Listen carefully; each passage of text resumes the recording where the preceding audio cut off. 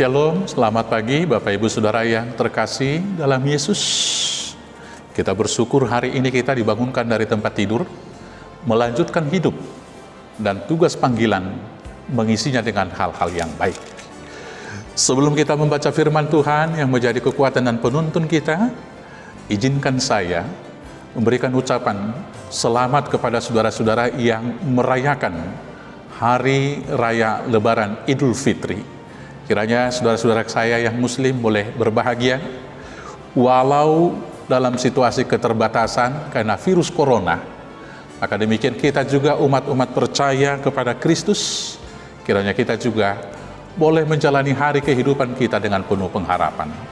Maka sebelum kita diberangkatkan dengan firman Tuhan, mari kita bersatu dalam doa. Kita bersatu dalam doa. Terima kasih Bapa Surgawi atas nafas hidup yang Tuhan beri kepada kami. Terima kasih atas hari ini, karena Tuhan masih memberi waktu bagi kami melakukan tugas panggilan hidup kami bersaksi di dunia untuk memuliakan Tuhan, berjalan berlari-lari menuju pengharapan kami yang pasti. Untuk itu melakukan tugas panggilan ini, berangkatkan, sertai, bimbing dan tuntun kami dengan firman, hanya dalam nama Yesus Kristus Tuhan kami. Amin. Firman Tuhan yang menjadi renungan dan penuntun hidup kita satu hari ini, melakukan semua tugas tanggung jawab. Saya akan bacakan dari surat Rasul Paulus yang kedua ke Jemaat di Korintus, pasal 5 ayat 5. Demikianlah firman Tuhan.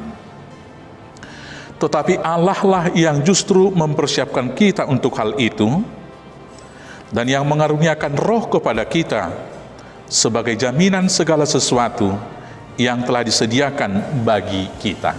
Demikian firman Tuhan. Jemaat Tuhan yang terkasih dalam Yesus Kristus, kita hidup di dalam pengharapan, dan justru pengharapan itu yang menggerakkan kita, memotivasi kita, memampukan dan menguatkan kita menghadapi segala situasi di dalam kehidupan. Maka benarlah firman Tuhan di dalam Ibrani 6 ayat 19 yang mengatakan, firman Tuhan itu berkata demikian, pengharapan itu adalah sauh yang kuat dan aman bagi jiwa kita. Pengharapan adalah sauh, pengharapan adalah jangkar yang kuat dan aman bagi jiwa kita. Kenapa? Karena yang pertama, pengharapan itu memotivasi atau menumbuhkan semangat. Fisik kita boleh lelah, fisik kita atau badan jasmani kita boleh lemah, tua, dan tidak berdaya. Tetapi pengharapan, semangat, jiwa dan roh kita senantiasa dibaharui dan berkobar-kobar. Firman Tuhan kalau kita baca di atas ini, 2 Korintus 4 ayat 16-17 berkata demikian. Sebab itu kami tidak tawar hati, tetapi meskipun manusia lahiriah kami semakin merosot, namun manusia batinia kami dibaharui dari sehari ke sehari, sebab penderitaan ringan yang sekarang ini mengerjakan bagi kami kemuliaan kekal yang melebihi segala-galanya, jauh lebih besar daripada penderitaan kami. Maka pengharapan itu memberikan semangat yang baru di tengah-tengah kekurangan dan kelemahan fisik. Pengharapan memberikan yang kedua, pengharapan memberikan kekuatan, ketabahan, dan tahan uji. Contohnya seorang ibu tua, dia bersemangat, dia tabah, dia kuat dan tahan uji, mengerjakan sawah ladang yang luas demi satu pengharapan dari hasil ladangnya anaknya bisa sekolah sampai sarjana. Yang ketiga, pengharapan itu menimbulkan dan memberikan keberanian. Seorang pemuda yang penakut, dia akan timbul keberaniannya melewati tempat yang paling angker, bahkan kuburan sekalipun di malam hari, karena satu pengharapan akan bertemu dengan kekasih hatinya. Doli-doli perbiar, gabe betul-betul di mana barani, lau mangalau si mangalewati ke kuburan, ala pakirimon na pajupang tuakana sinitani rohana ima si burwadi. Yang keempat, pengharapan itu membawa sukacita walau belum terwujud. Seorang wanita yang rindu akan waktu bertemu dengan pacarnya, dia akan tersenyum dan penuh sukacita di dalam pengharapan itu, dan selalu bersenandung, bersukacita di dalam kerinduan itu.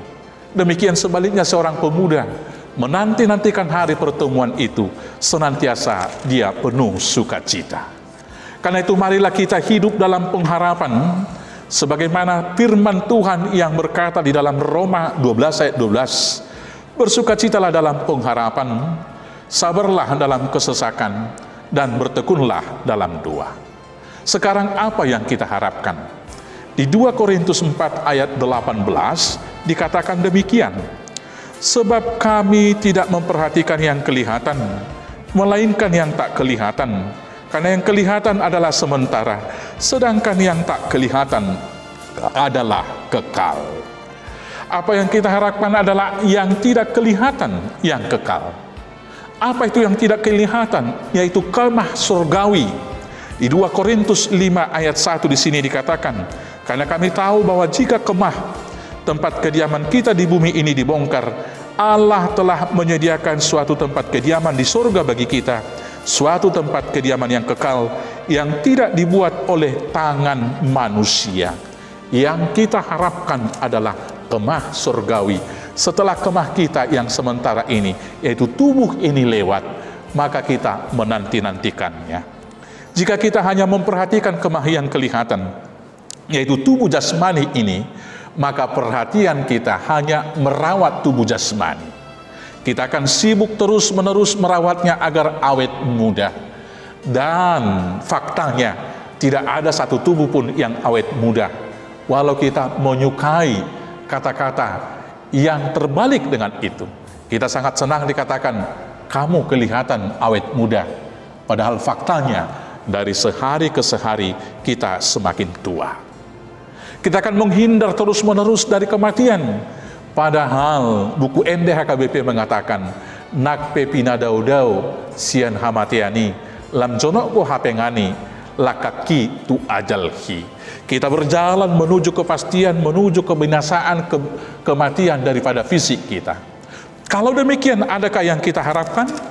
Paulus sekali lagi mengatakan di ayat 16, sebab itu kami tidak tawar hati, tetapi meskipun manusia lahiriah kami semakin merosot, namun manusia batiniah kami dibaharui dari sehari ke sehari.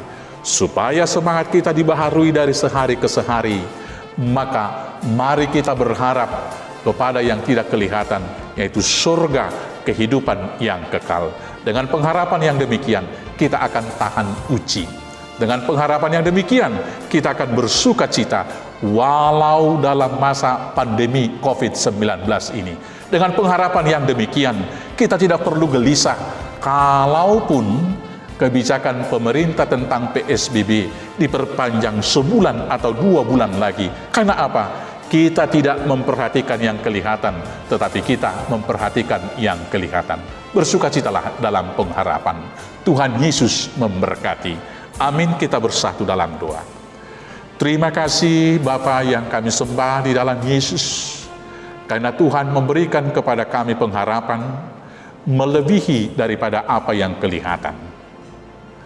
Kemah kami di dunia ini akan dibongkar. Tubuh jasmani kami akan semakin tua dan akhirnya akan binasa. Tetapi kemah surgawi telah Tuhan persiapkan yang tidak dibuat oleh tangan manusia. Biarlah kami memperhatikan yang tidak kelihatan itu, agar kami berlari-lari kepada tujuan, yaitu kehidupan yang kekal.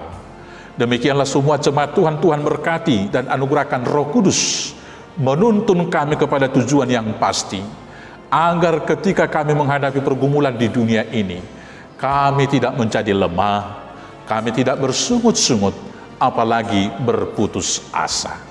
Pada masa-masa pandemi COVID-19 ini juga, berikan pengharapan kepada semua jemaat, agar semuanya menjalani kehidupan dengan penuh sukacita, mengisi tiap waktu dengan hal-hal yang baik, untuk memuliakan Tuhan, dan menjadi berkat bagi jemaat. Berkati semua pekerjaan daripada jemaat-Mu, agar melalui pekerjaan itu mereka beroleh berkat untuk kebutuhan hidup keseharian. Berkati tiap keluarga, dan berkati juga gereja, agar senantiasa bersaksi di dunia. Berkati para pelayan, agar pada masa-masa sulit juga masih boleh bersaksi. Berkati bangsa dan negara kami, dan berulang-ulang kami mohon, kiranya beban berat yang dihadapi negara kami, pandemi virus corona, COVID-19 ini, boleh segera berlalu dari negara ini, boleh segera berlalu dari dunia ini. Terima kasih Bapa yang baik, sekarang berangkatkan kami, menunaikan tugas panggilan hidup kami, hanya dengan penyertaan Yesus Kristus Tuhan Juru Selamat kami yang hidup.